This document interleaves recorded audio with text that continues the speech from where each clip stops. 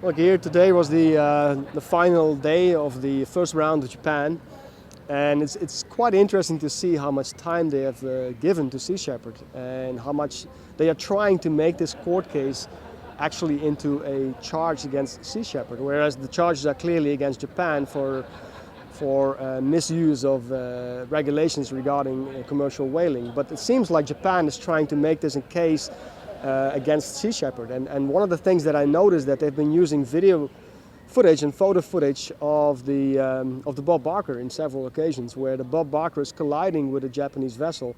And what they failed to show is in fact that the Nishimaru, their own factory ship, is pushing the Bob Barker into their fuel barge. And besides, I forgot to mention that our Dutch lawyers filed criminal complaints because of this action. We got very clear footage that the Bob Barker was driven into the Sun Laurel. Today, they showed a picture on which it looked as if the Bob Barker was deliberately ramming the Sun Laurel, which was absolutely not the case. And like I stated, we already filed a case against Japan because of that. One of the things I noticed is that the Japanese counsel keeps referring to Australia that they've been using the evidence in a selective way. Whereas I've noticed that the Japanese counsel is doing just that. They've been using evidence in a very, very selective way.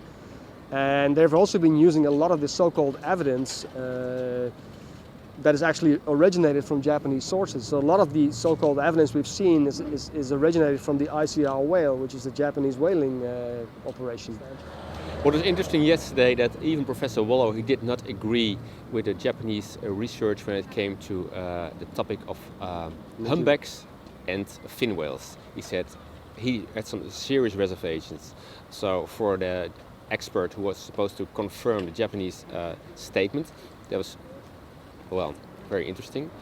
What I also found a bit disturbing, that we've been here for several days now, and there's a lot of discussion about science and scientific research.